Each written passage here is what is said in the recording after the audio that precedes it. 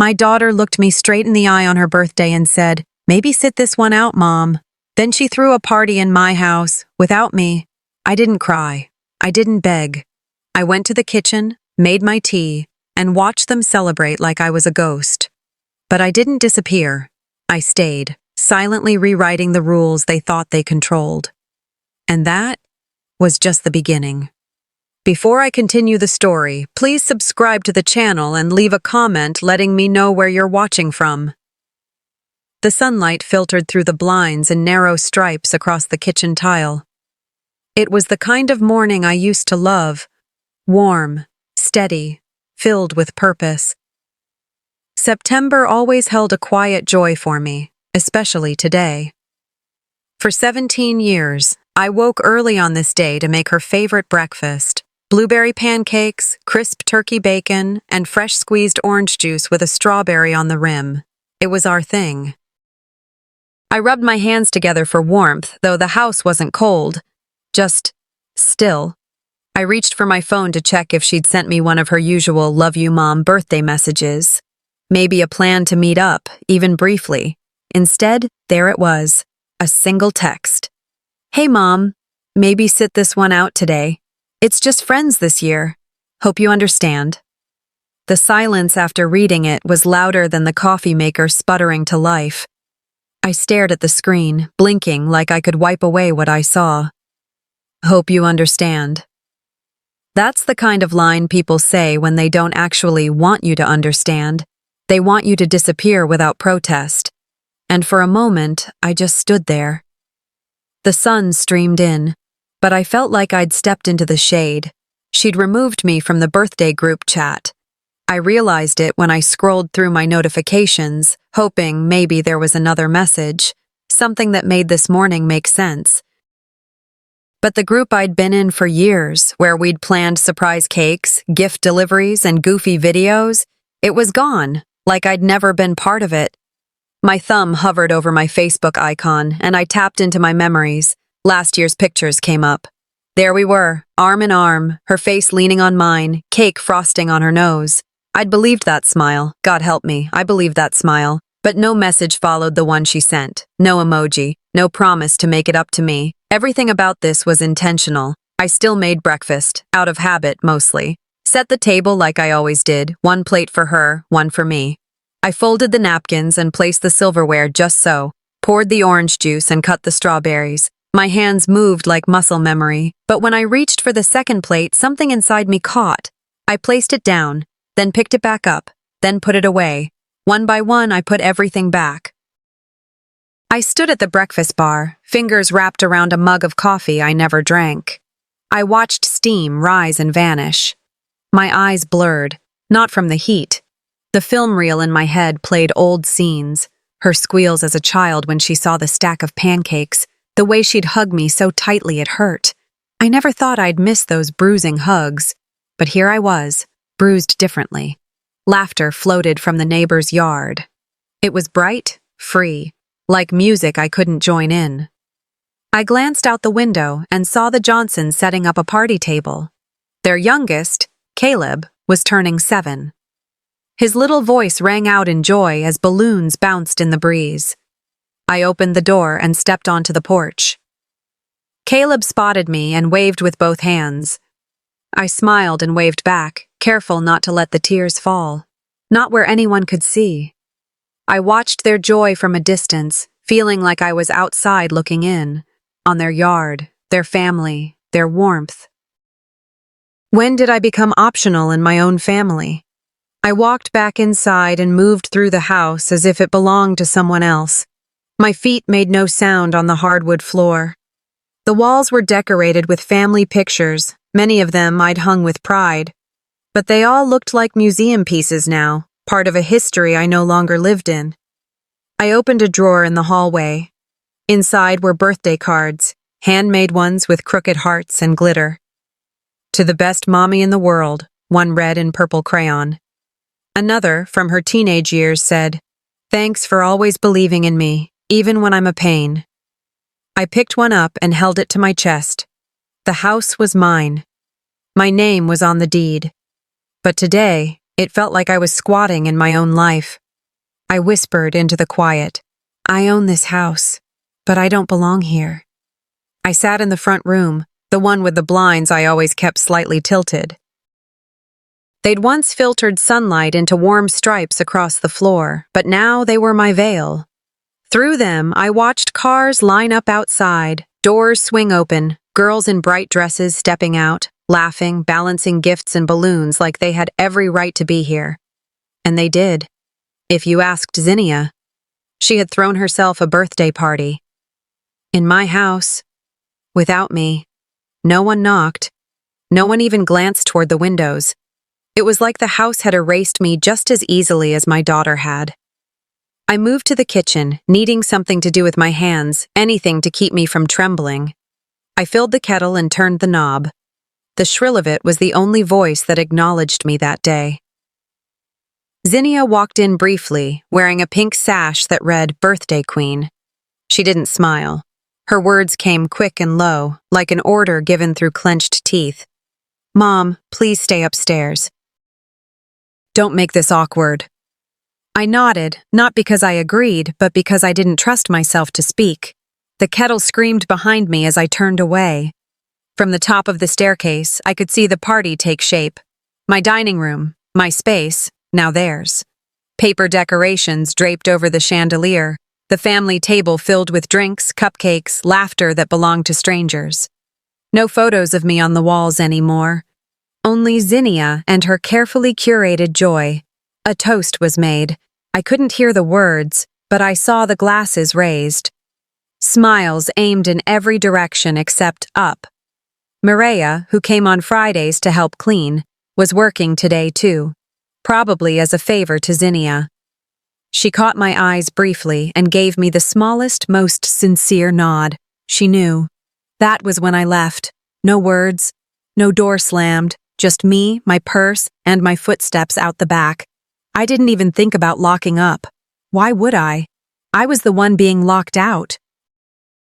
The air outside was warmer than I expected. Birds chirped, oblivious. I walked to the end of the block and sat down on the community bench, the one under the sycamore tree that dropped sticky pods in spring. And I sat there. No one came looking. No one called. It struck me then, not like a bolt, but like a slow, inevitable tide creeping in, that they didn't mind my absence. They might have even preferred it. I pulled my keys from my purse, twirled the ring between my fingers.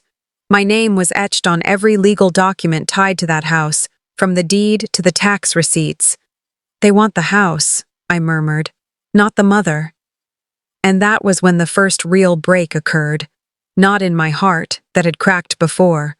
No, this was deeper. A break from the illusion that I still belonged. "If I'm invisible," I whispered to the wind, "I can do anything."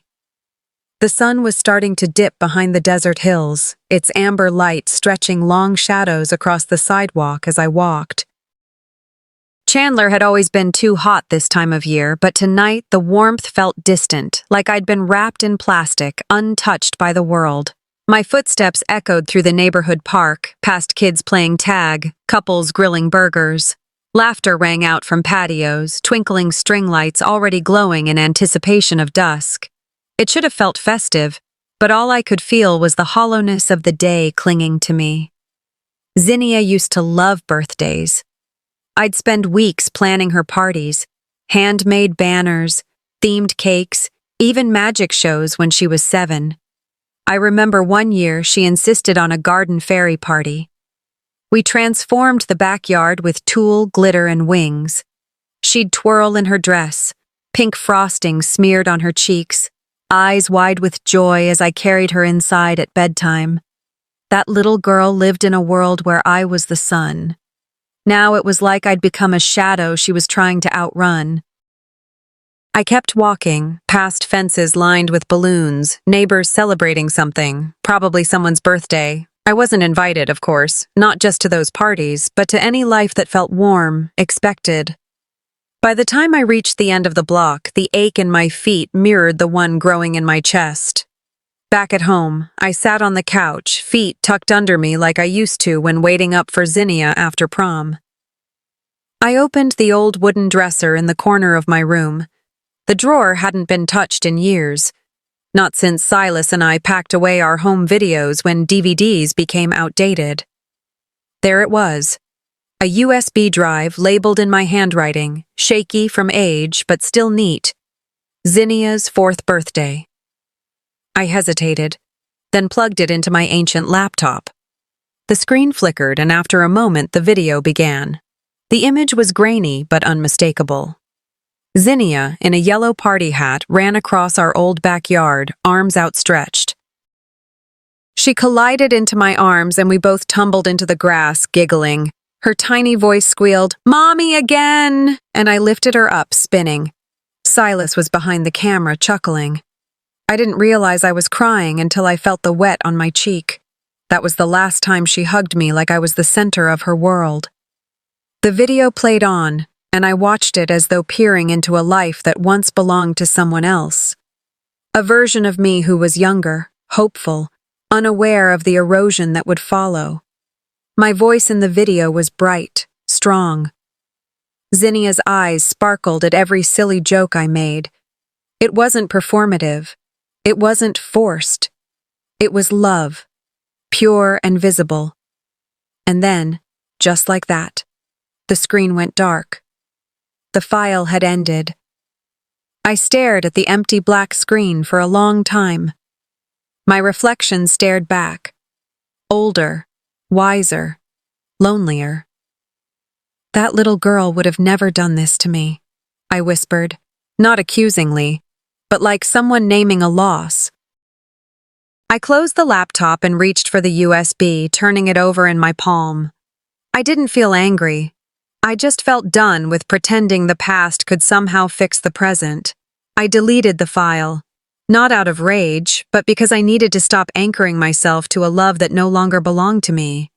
You can't hold on to a moment forever, not if it's the only thing keeping you from healing. Outside my window, the world had dimmed into twilight. A porch light flicked on across the street. Somewhere between then and now, I became invisible, I whispered. The words didn't sting. They simply were. But even invisible women leave shadows when they move. The smell of scrambled eggs filled the air, sharp and warm, as I stirred them with a practiced hand. I hadn't cooked breakfast since last year's Christmas, but today, Saturday, felt like a performance that had to be staged. The house still bore traces of yesterday's party, half-deflated balloons sagging on the floor, crumpled napkins shoved under the couch, a sticky wine stain near the fireplace. I didn't clean it. I let it breathe. My hair was pulled back into a tight bun, the kind I wore every day during my nursing years. Back then, it was a symbol of control, focus. Today, it felt like armor. Zinnia walked into the kitchen, eyes glued to her phone, fingers flying over the screen like she was conducting a silent symphony of secrets. She barely glanced at me. "You need to tell your guests this isn't a rental," I said, my voice low but anchored. "It's still my home." She laughed. Not a joyful laugh, dismissive, like I was the old woman in the attic mumbling nonsense. "Mom, relax. No one thinks you're getting kicked out. It's not that deep." I turned off the stove. The eggs sizzled into silence. I didn't say another word. Neither did she. Later, I made my way down the hallway toward the laundry room. A stack of guest towels needed folding, and even in war, laundry happened. But as I turned the corner, their voices stopped me cold. "She'll be out by next month," Zinnia whispered. It was her and Maria, our housekeeper, huddled by the dryer. Maria's voice was low, unsure. "You think she'll just leave?" Zinnia scoffed. "She doesn't even know we've been showing the place online. Derek says the market's hot. Once she's gone, we list it." I pressed myself against the wall. Rage bloomed behind my ribs, pulsing through my arms. I stepped back, silent, heart drumming loud as thunder. The brunch crowd returned at noon. Same friends, same forced laughter. I dressed in my softest navy cardigan, the one Jasper bought me for Mother's Day a decade ago. I walked outside with a manila folder in hand. They were mid-toast, mimosas raised, when I placed the folder on the patio table. In case anyone here's confused about who owns what, I said, flipping the folder open to reveal the deed with my name, clear as day. Silence thickened. Zinnia's jaw twitched. One of her friends tried to chuckle. So, you're still on the paperwork? I smiled without warmth. No, I am the paperwork. Then I turned and walked inside, slow and steady, like a woman with nowhere to rush. From the kitchen, I could still hear them. Murmurs. Someone whispered, "She's bluffing." I poured myself tea, the kind I used to brew when Zinnia had the flu in middle school. The bitterness tasted familiar. I left the door cracked, just wide enough for their voices to slide in and shatter the thin wall of denial they'd built. Later that evening, back in my room, I pulled out the second copy of the deed. My fingers traced my own signature. "They think I'm going quietly," I muttered, opening my laptop. The screen blinked awake, and I began typing, a letter to my attorney. I knocked once and pushed open Zinnia's door. She was flipping through hangers in her closet, trying to decide between two sundresses for brunch. I stood in the doorway, calm but firm. "We're having a family meeting tonight at 7, Derek included." She turned, her hand still on a hanger. "A meeting?" "Yes, tonight. Here." She scoffed, tossed a scarf onto the bed. "Mom, I'm busy. Derek and I have plans." I stepped further into the room, my voice like the steady hum of a monitor I'd once listened to in patient rooms. "It's not a request." She rolled her eyes, but I saw the hesitation flicker behind them, that look she gave when she knew she'd been outmaneuvered. I didn't wait for her response. I turned and walked out, leaving her in the silence of her wardrobe indecision. By 7 p.m., the sun had softened, casting long shadows over the kitchen tiles. Mireya, always loyal, helped set out a simple tea tray. Lemon, honey, 2 cups already steaming. She didn't ask questions. Derek arrived exactly at 7, his expression caught between polite discomfort and confused annoyance. Zinnia walked in behind him, her lips pinched into a line, arms crossed. I sat at the head of the dining table, not waiting for pleasantries.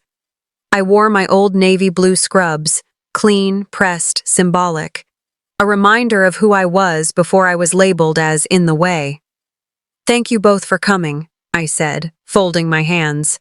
Zinnia opened her mouth, but I lifted a finger slightly, just enough to quiet her without force. It worked. "We need clarity," I continued, "so I'm laying it out clearly.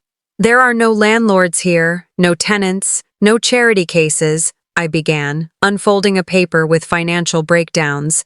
"This house, title and mortgage-free, is in my name. I pay the property taxes. I bought it with your father, and I've maintained it alone since." Zinnia flinched. "You contribute nothing financially," I added. "I asked for respect, not rent." Derek glanced at Zinnia. I caught it. A tick of concern in his jawline. "This is not about throwing anyone out. It's about re-establishing boundaries. I've allowed myself to fade into a shadow. That ends tonight." The room was still, heavy. "And one more thing," I said, reaching for a sealed envelope. I placed the envelope in front of them. "My will. Updated last month." Zinnia's brow furrowed. Derek didn't touch it, but I could feel his curiosity tense the air. "My estate will go to someone who treats me with dignity, not possession, not avoidance." Zinnia stood abruptly. "You're being dramatic." "No," I said, unmoved. "I'm being deliberate." Her voice cracked just slightly. "You're using guilt as a weapon." "I offered love," I replied. "You offered eviction. Let's call it even." The words sliced the silence like a scalpel. Not rage, not hate, just surgical truth. I rose without waiting for a rebuttal. I walked down the hallway into my room and locked the door behind me. I stood there for a moment, listening to the shuffle of stunned footsteps behind the wood, I didn't cry. I didn't smile. I simply breathed, deep, long, and steady. The smell of coffee brewing was once a comfort. Now it was all that grounded me in a home that no longer felt like mine. I stood in the kitchen, pouring water into the machine, the quiet hum of the drip louder than any words Zinnia and I had exchanged in days. She walked past me, dressed in casual shorts and a linen blouse, her eyes never meeting mine. She was already on her phone. "Yeah, come over. We have the house to ourselves. Don't worry about her," she said. "Not we. You." I never left. I kept stirring my cup with a practiced slowness, watching the cream swirl into patterns. She had stopped saying "Mom," stopped seeing me entirely. Around 10:30, the front door opened. Laughter and footsteps echoed down the hallway as a group of her friends arrived. Young women, all stylish and carefree, with that sheen of people who'd never had to defend their existence. I retreated upstairs. I could hear the clinking of mimosa glasses, the low thrum of music, the rise and fall of gossip from the kitchen. I kept telling myself, let them have their hour. But at some point, I needed water. Not confrontation, just hydration. That was all. I walked down the steps quietly, barefoot so they wouldn't hear me coming. I turned the corner and entered the kitchen. Everything stopped. 5 sets of eyes landed on me like I was an intruder. No one said hello. One girl whispered something to another behind her glass. One woman, brunette, sharp voice, leaned forward. "Is she your tenant?" Zinnia didn't even blink. She let the silence bloom. Then, with a half smile, said, "She's just around." Just around. I stood there, glass in hand, unsure what stung more, the words or the casual ease with which she said them. I filled my cup from the fridge and turned to leave when the other girl, the one with the red nails and tight white jeans, laughed and said, "You're so generous keeping a stray like that." The room erupted into laughter. I didn't drop my glass, though my grip tightened hard enough to feel the ache down my wrist. Zinnia didn't say a word. I walked out the back door without slamming it. My dignity demanded at least that. The air was warm, the sun already high. I crossed the patio, past the table where I once hosted Easter brunches, and stood under the sycamore tree Derek had planted 5 years ago. It was taller now, stronger. So was I. The wind picked up just enough to rustle the leaves. They thought silence meant surrender. They mistook tolerance for defeat. I looked up into the canopy and whispered into the breeze, "You warned them. They wanted war." The kitchen was too clean. That was the first warning. No used mug in the sink, no half-eaten toast on the counter, just Zinnia standing by the fridge, her phone face down on the island. She smiled too tightly. "Are you using the laundry again today?" she asked, like she hadn't walked past me 10 times in silence all week. I looked at her, trying to read the traps behind her tone. "Why?" "Because I scheduled a pickup, and I don't want your stuff cluttering things up." I held back the first 3 things I wanted to say. "My stuff is always out by noon." Zinnia stepped closer. "You said that last time." And it was out by noon. "But it's stressful when I exist?" I finished for her. Her nostrils flared and the phone lit up. Recording. I saw it now. "You're getting loud again, Mom," she said, louder than me. I backed away, lowering my voice to a whisper. "Turn it off." But I knew she wouldn't. 2 hours later, Derek called. "Clara? Is everything okay?" "What do you mean?" "I saw the video. The way you yelled." "It's concerning." I raised my voice. Once. He paused. It didn't look like once. Because she cut everything else out, I wanted to say, but what came out was, "She sent it to you?" "And Mireya," he added. "We're worried." Mireya. That stung more than Derek. I hung up without another word. It wasn't until Mireya knocked at my door that evening that I finally saw the full clip. She handed me her phone, eyes wide with regret. Zinnia's video was slick, edited like a political ad. Just my sharpest line, "When I exist?" looped with a cut-in of me stepping forward. All context stripped. "She told me you'd been erratic lately," Mireya whispered. "Do I look erratic to you?" I asked. Mireya couldn't meet my eyes. Later, Mrs. Aldridge from across the street waved as I got the mail. "Everything okay, dear? Saw a wellness check car out front yesterday." I blinked. "A what?" She leaned in. "Police. Quiet, though. Thought maybe it was nothing." Zinnia had called the cops. Painted me unstable to the community that had waved at me from driveways for years. When I got back inside, I sat down at the kitchen table and stared at the calendar. Each date bled into the next, but Thursday stood out now. The day I stopped trusting my own child. I opened my old planner, the one with doodles from my hospital days, back when I thought emergencies had rules.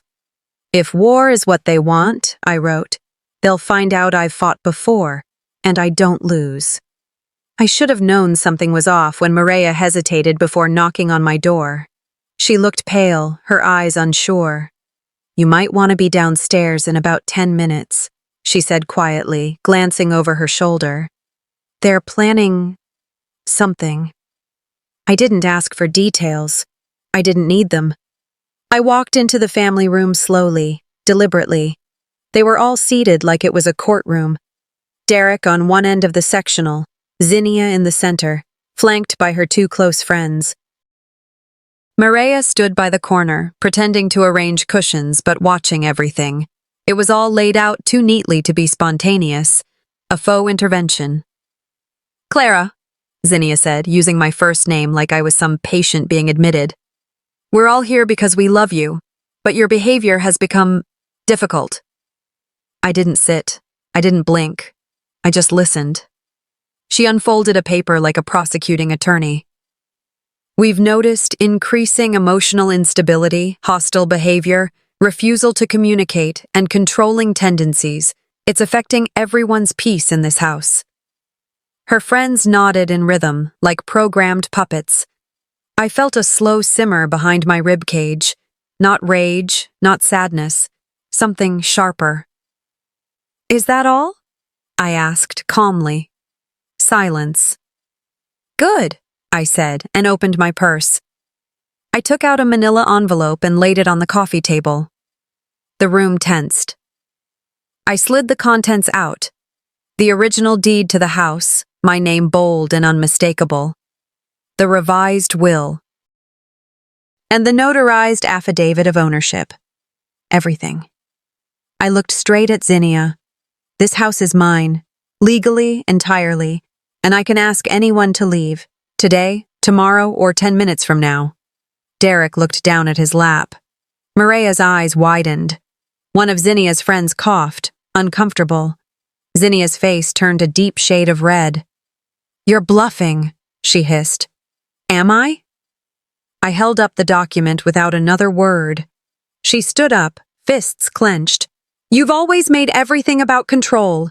You couldn't even let us grieve without inserting yourself into everything." Then came the words that stopped the world cold. "I wish it had been you instead of Dad." Her voice cracked, but she didn't back down. The room went dead silent. Even Derek looked stunned.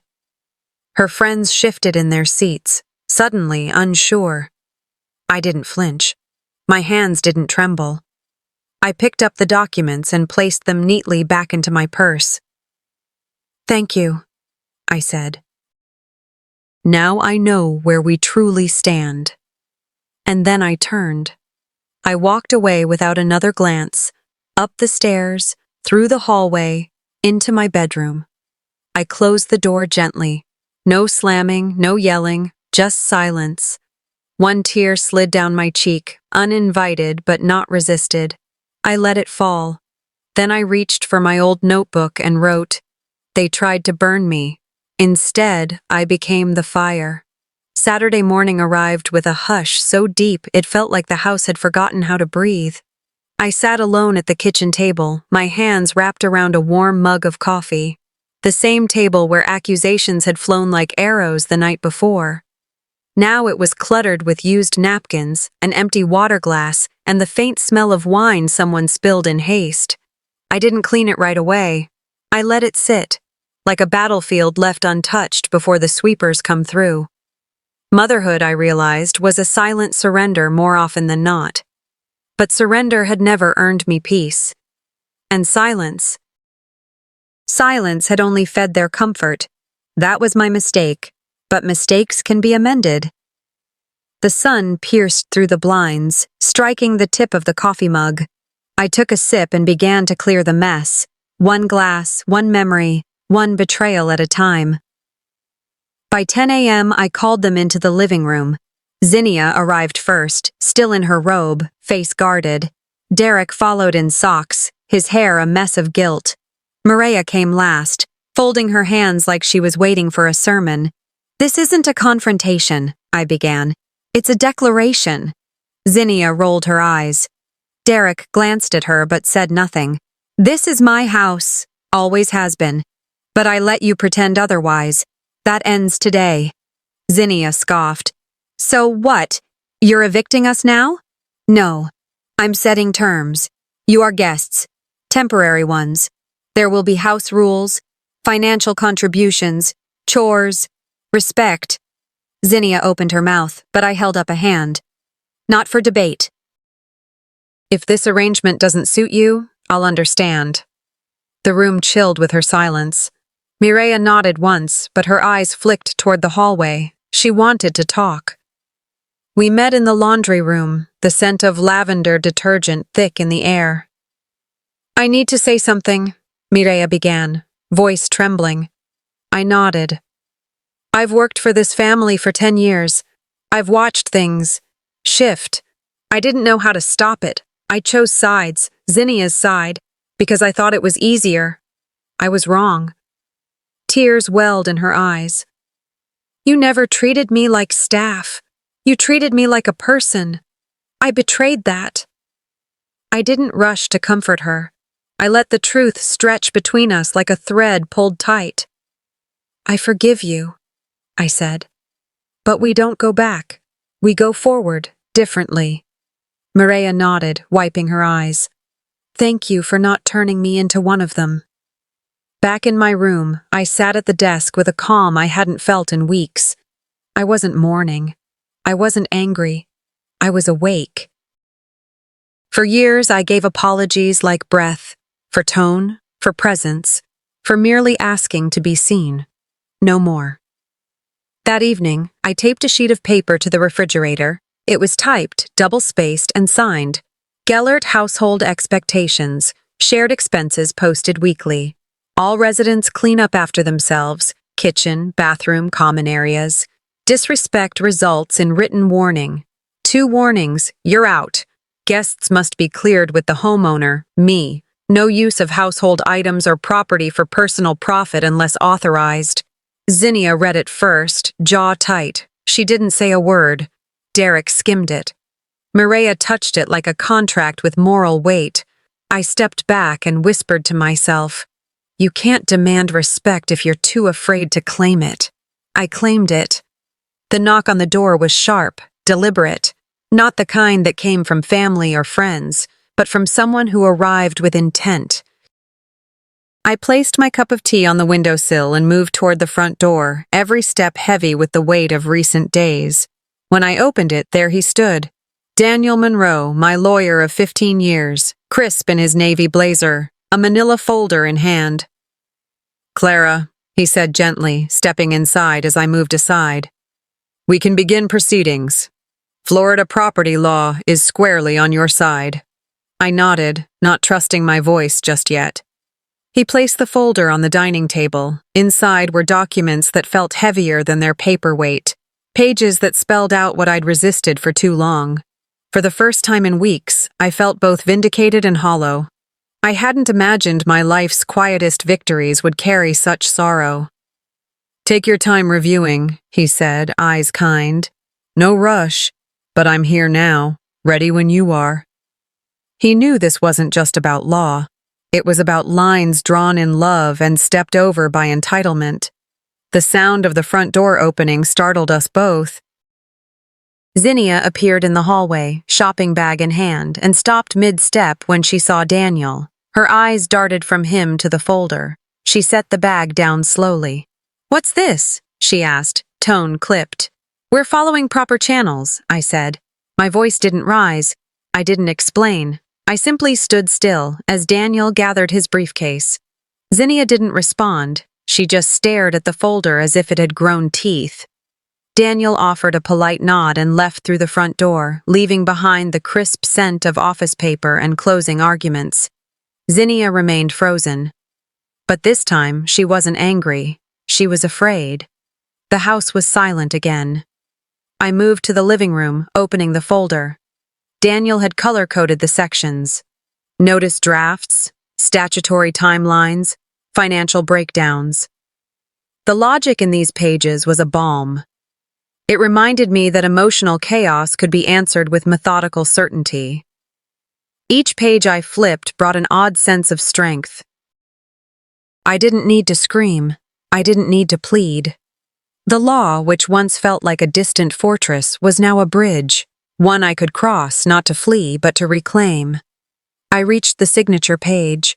My hand hovered, then rested. Not yet. Later, I heard Zinnia on the stairs, but didn't look up. She moved like a child caught in a lie, hesitant, not defiant. I caught her reflection in the darkened TV screen. Her eyes searched mine, but I gave her nothing. Not cruelty, not kindness, just distance. She turned away and climbed back upstairs. "She's afraid," I whispered aloud, "and fear means she understands." It was never revenge I sought, only recognition. But if fear was all she could manage, then so be it. It was a beginning, however bitter. That evening, I walked to the safe in my closet and placed the folder inside, stacking it on top of old tax returns and my husband's pension records. I turned the lock slowly, feeling each notch click like a metronome. I sat by the window, tea in hand, watching the light dim across the street. Porch lights flickered on one by one. I didn't know what tomorrow would bring. Another confrontation, a small apology, or another silent war. But I knew this. They would no longer pretend I didn't exist. The documents downstairs ensured that. "They tried to erase me," I whispered to the night air. "Let them feel the weight of what they tried to erase." The house was unusually quiet for a Monday. Not the cold, echoing silence of rejection or tension, but the kind that held its breath. I sat in my study, the afternoon light slanting in through the blinds, catching dust in golden ribbons. I hadn't turned on any music. I didn't need to. There was enough music in the stillness, in the way my breath moved through the air without resistance. That's when I saw it. A cream-colored envelope lay neatly on my desk. No stamp, no return address. Just my name in Zinnia's handwriting. Not the childish loops of birthday cards from years past, but the sharp, restrained script she'd adopted in her professional life. It felt like seeing her through a window instead of across a table. I opened it slowly. Inside, the letter began without a salutation. "I didn't mean to destroy you. I just didn't know how to stay standing while everything was still shaped around your absence. After Dad died, you disappeared into grief, and I disappeared into control. We never said what we needed. We just performed. I was drowning, and you were my only lifeboat, and I hated that." Her words didn't ask forgiveness. They explained, without excusing. Each line, carefully constructed, was less of a confession and more of an unveiling. She wasn't trying to clear her name. She was trying to set it down, if only for a moment, so we could see what was left underneath. I folded the letter neatly, resting my fingers on it before setting it aside. I didn't cry. Not yet. But my heart softened in a way it hadn't for weeks. I leaned back and stared at the ceiling. I remembered her 12th birthday when she refused the pony ride but clung to my waist because she was scared to tell her friends she was scared. I remembered the way she pulled my hand toward her science project in 10th grade, mouthing, "You'll still come, right?" As if I'd ever missed a chance to show up. And I remembered the last time she touched my hand willingly, 3 years ago at the hospital, after her father passed, when we were both too broken to know what holding meant. How had we gone from that to this? But hadn't I stayed silent too? For the sake of peace, for the illusion of being needed. Maybe that was the trap of motherhood, holding in our truth so tightly that we forget where it ends and where the performance begins. I opened my drawer and pulled out my favorite pen, the one I hadn't used since retirement. Dear Zinnia, I don't know what part of me you needed that I failed to give. I only know I gave what I had, sometimes too quietly, sometimes with more hope than wisdom. I hear you. That doesn't mean I'm ready to forget. It doesn't mean I condone what was said, what was done. But I hear you. I see the woman you're trying to become beneath the one who hurt me. And I'm still here. But trust, like breath after drowning, takes time. Clara. I folded the letter and left it on the breakfast table. I didn't tape it down or hide it in her room. I just placed it there, in the open, as honest as it needed to be. Hours passed. I heard her come down. Her steps were slower than usual. No slammed cabinets, no sighs, just the faint shuffle of a woman who had run out of battles to win. She found the letter. I didn't look up when she read it, but I felt her eyes on me. When I finally glanced her way, our eyes met. No tears, no words, but something softened. The space between us stopped being a battlefield. That evening I made tea and sat by the window. The world was still spinning outside. But inside, for the first time in a long time, I wasn't just surviving, I was present. I survived their storm. Now, maybe we both can heal. The evening settled gently over Chandler, painting the sky in lavender and gold as I rocked on my front porch, sipping iced tea that caught the fading light. The breeze carried the scent of desert blooms, and the house behind me breathed in peaceful silence. No sharp words, no lingering tensions, just quiet, a balm I hadn't felt in years. I let the warmth fill me. Not a victory, but belonging. All at once, a rediscovery of self. I didn't lose my place. I simply had to leave till I found it again. I rose and carried a small potted lavender sapling to the front yard. Its soft purple buds promised hope. I knelt in the earth, a deliberate act, digging a place beside our walkway, near the stoop. I pressed the plant gently into the soil. This little life comes from soil I've tended with my own hands, I thought. It was a defiance against erasure, a testament to survival rooted in love. On the porch, Zinnia watched me quietly. No apology, no tears, just presence. I didn't reach for her hand. Instead, I patted the soil, pressed the plant down, and stood. Our eyes met. A nod passed between us, subtle but full of meaning. A quiet acknowledgement of mutual survival, trust beginning to form. Dust off my hands, I looked at the sapling, small yet determined. We've both carried stories no one saw. Now we get to write new ones, I thought. That tiny lavender plant would grow, and so would I. Perhaps, so would we. Mother and daughter, fragile but rising. The sun dipped behind the house. I breathed in the cooling air. I may be older, but I'm still growing. The plant's silhouette stood serene against the dusk, a promise of tomorrow. They say home is where the heart is, but I've learned that home is also where boundaries are honored, voices are heard, and self-worth is never negotiable. I didn't just stand my ground, I reclaimed it. And maybe that's the message here. You are never too old, too quiet, or too overlooked to rewrite your place in the world. So let me ask you, have you ever been made to feel invisible in your own life? What did you do to find your voice again? Drop a comment and share your story. If this video touched your heart, type 1 in the comments or tell me where you're watching from.